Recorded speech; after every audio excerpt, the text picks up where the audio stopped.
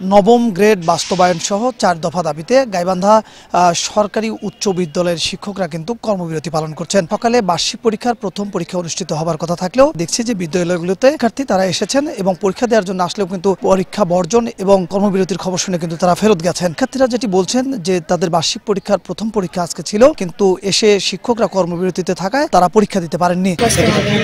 কালকে ফোনে মেসেজ দিছিল, কেন পরীক্ষা হতেছে আমি তো জানি না, তাই আসছি কর্মবিরতিতে থাকা শিক্ষকরা যেটি বলছেন, নবম গ্রেড তাদের বাস্তবায়ন না হওয়া পর্যন্ত তারা কর্মবিরতি পালন করবেন। কেন্দ্রীয় সিদ্ধান্তে 3 ডিসেম্বর কিন্তু তাদের একটি সংবাদ সম্মেলন রয়েছে, সেই সংবাদ সম্মেলনের মাধ্যমে তারা পরবর্তী কর্মসূচি ঘোষণা করবেন। কিন্তু 3 ডিসেম্বর থেকে তারা পরীক্ষা বর্জন সহ তারা এই কর্মবিরতি পালন করবেন।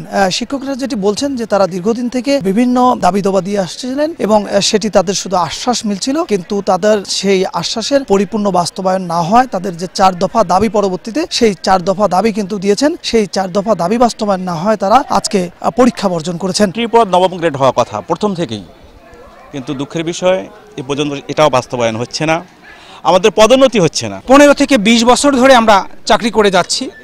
টাইম স্কেল, সিলেকশন গ্রেড, উচ্চতর দক্ষতা কোনোটি আমরা প্রাপ্য হওয়ার পরেও আমরা পাইনি। কেন্দ্রীয় কর্মসূচি অংশ হিসেবে আমাদের কেন্দ্রীয় সমন্বয়কারী অলরেডি 1 থেকে 3 ডিসেম্বর পর্যন্ত আমরা কর্মবিরতি ঘোষণা করেছি। এর ভিতরে যদি সরকার আমাদের বিষয়গুলো আমলে না নেয়, বাস্তবায়ন না করেন, আমরা 3 তারিখ সংবাদ সম্মেলন 3টার সময় সংবাদ সম্মেলনের মাধ্যমে পরবর্তী কর্মসূচি ঘোষণা করব।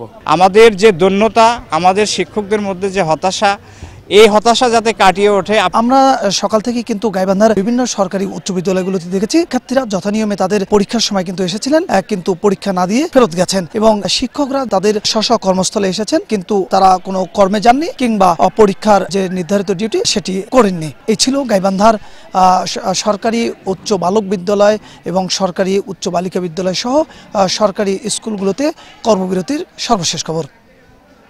বিপ্লব ইসলাম, সময় সংবাদ, গাইবান্ধা।